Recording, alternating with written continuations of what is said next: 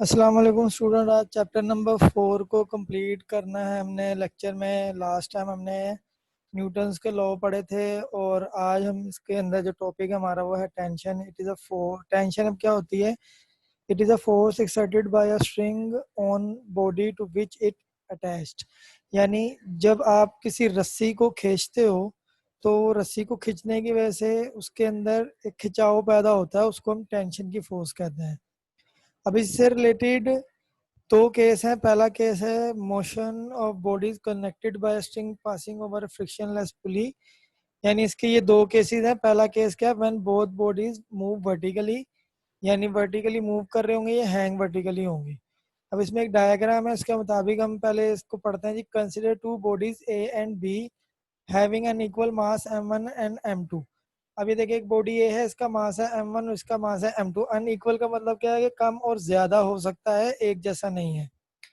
Connected by a string which passes over a frictionless pulley in such a way that the two bodies hang vertically। अब इस तरीके से string के साथ बांध के लटकी हुई हैं कि ये लटक रही हैं। अब इनमें जो टेंशन प्रोड्यूस हो रही है वो अपवर्ड हो रही है दोनों में, और जो एक्सेलरेशन है वो डाउनवर्ड होगा। देखिए, suppose m1 is the greater than m2, hence the body A will move downward with the acceleration of while body B will up with the same acceleration।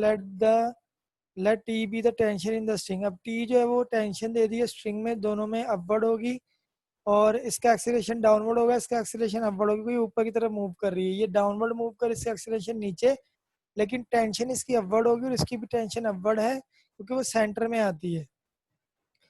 अच्छा, आप बॉडी ए के लिए वर्किंग कर रहे हैं तो लिखेंगे then the force acting on a body A will be. अब जो फोर्स ए के ऊपर एक्ट कर रही वो क्या है?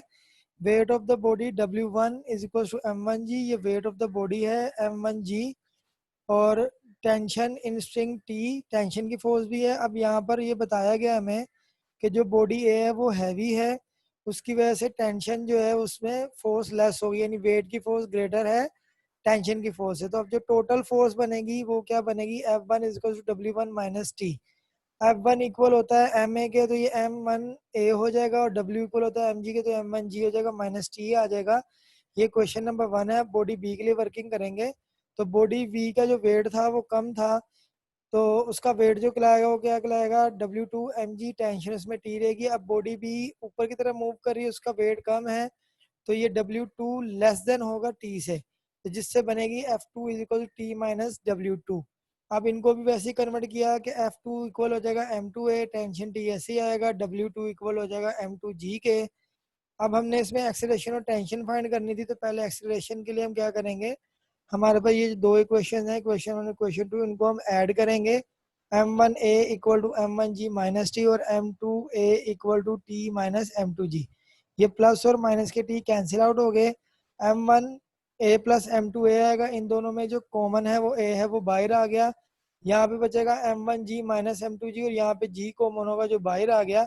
आपको एक्सेलरेशन चाहिए तो M1 प्लस M2 जो है वो इधर आके डिवाइड हो जाएगा। इस तरीके से जब हमें टेंशन फाइंड करनी है तो हमें दोनों इक्वेशंस को डिवाइड करना है। तो यहाँ पर इक्वेशन 1 ऊपर आएगी, इक्वेशन 2 नीचे आएगी। ए से ए कैंसिल आउट होगा तो M1A divide by M2, M1 divide by M2 आएगा। तो ये एज इट इज पार्ट, ये वाला हिस्सा राइट साइड वाला एज इट इज आ जाएगा। अब ये क्रॉस मल्टीप्लाई होंगे, यानी T माइनस M2G M1 से मल्टीप्लाई हो जाएगा, और M2 जो है वो मल्टीप्लाई हो जाएगा M1G माइनस T से। तो ये कंडीशन बनेगी हमारे पास। देन M1 T से मल्टीप्लाई होगा, और M1 जो M2 है G से भी मल्टीप्लाई होगा, ये कंडीशन बन गई। ये M2 इधर मल्टीप्लाई हुआ तो ये M1 M2G माइनस M2T बनेगा। अब हमें टेंशन फाइंड करनी है तो T वाली साइड इस तरफ आ जाएगी और ये G वाला इस तरफ चला जाएगा, यानी M2T हमारे पास लेफ्ट साइड पे आके प्लस हो गया, और M1 M2G जो माइनस का था वो इस तरफ जाके प्लस हो गया। इन दोनों में T कॉमन था, T बाहर आ गया, ये दोनों सेम है, तो 1 प्लस 1 2 हो गए, और ये M1 प्लस M2 डिवाइड हो जाएगा, इधर आगे तो टेंशन आ जाएगी।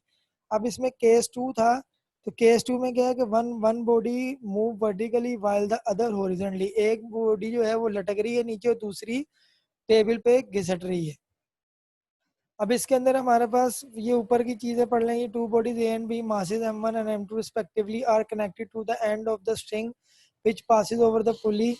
The body A moves vertically downward with the acceleration and the body B moves on a smooth horizontal table toward the pulley with the same acceleration. यानी जो table वाली है वो पुली की तरफ खिंच रही है और नीचे वाली जो है वो नीचे की तरफ जा रही है। टेंशन दोनों की स्ट्रिंग में एक ही तरफ होगी, इसका एक्सीलरेशन पुली की तरफ होगा, उसका एक्सीलरेशन नीचे की तरफ होगा। अच्छा, अब इसमें बॉडी ए के लिए जो वर्किंग करेंगे वो सेम है कि weight of the body W1 equal to M1G होगा। टेंशन इन स्ट्रिंग क्या है, वो T है। अब बॉडी ए जो है वो डाउनवर्ड जा रही है तो W1 ग्रेटर होगा T से। इसकी इक्वेशन वैसी बनेगी F1 equal to W1 minus T, यानी M1A equal to M1G minus T।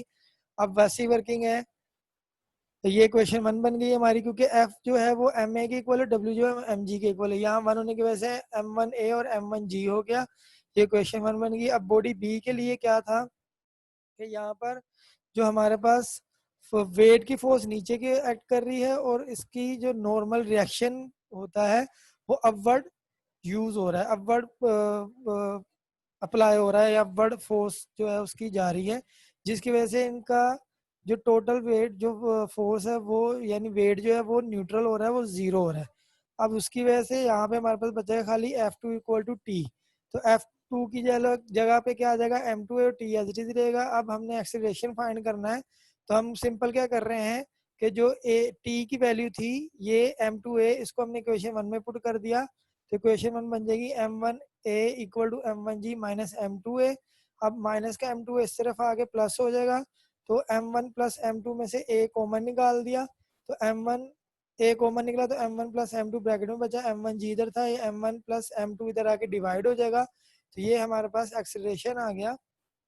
अब सिंपल हमने ये A की वैल्यू इस इक्वेशन 2 में पुट कर दी तो हमारे पास बन जाएगा T is equal to M1 M2G divide by M1 plus M2। इसके बाद हमारे पास जो टॉपिक है वो है मोमेंटम। मोमेंटम जो होता है किसी भी बॉडी के अंदर क्वांटिटी ऑफ मोशन होती है, या इसका सिंपल फॉर्मूला होता है momentum equal to mass into velocity. यानी इसका दूसरी डेफिनेशन बनती है momentum of a body is the product of its mass and velocity. अब मोमेंटम को P से रिप्रेजेंट किया जाता है, मास M और V से velocity. Law of conservation momentum क्या है कि the total momentum of an isolated system of the body always remain constant, यानी ये हमेशा कांस्टेंट रहेगा। इसके अंदर हमारे पास देखिए suppose we have an isolated system in which two bodies of masses M1 and M2, यानी हमारे पास दो बॉडीज हैं, एक का मास M1 दूसरे का मास M2 है, are moving in a straight line, एक स्ट्रेट लाइन में चल रही है, उनकी वेलोसिटीज है U1 एंड U2।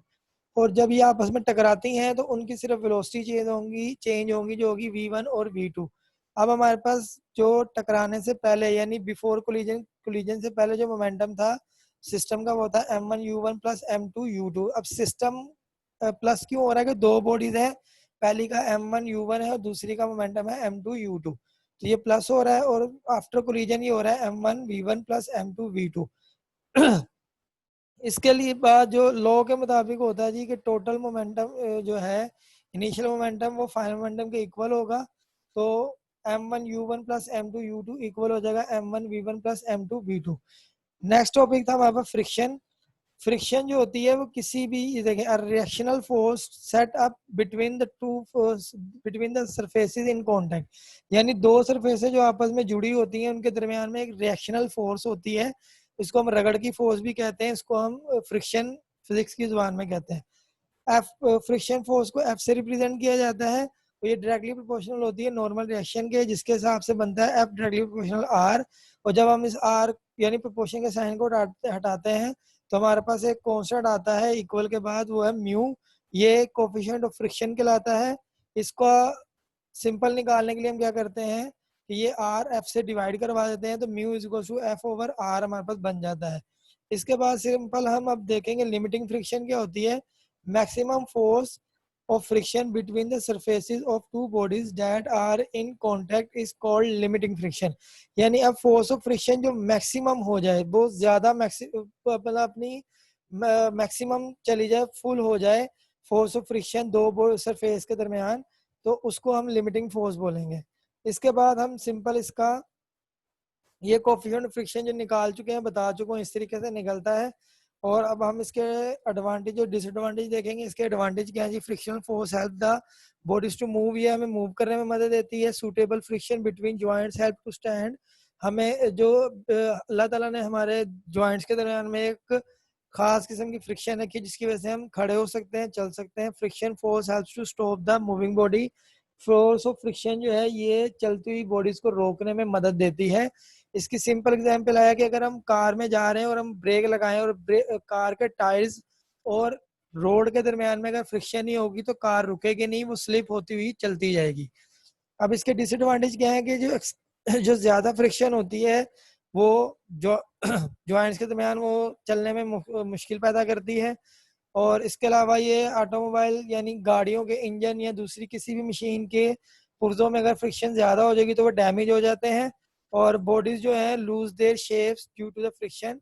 रगड़ रगड़ के उनकी मतलब वो अगर ज्यादा रगड़ती हैं बॉडीज आपस में तो वो घिसना शुरू हो जाती है, उनकी शेप चेंज हो जाती है।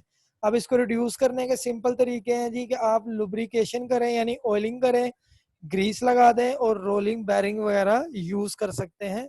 ये था आज का लेक्चर। बाकी अगले लेक्चर तक के लिए इजाजत दीजिए। अल्लाह हाफिज।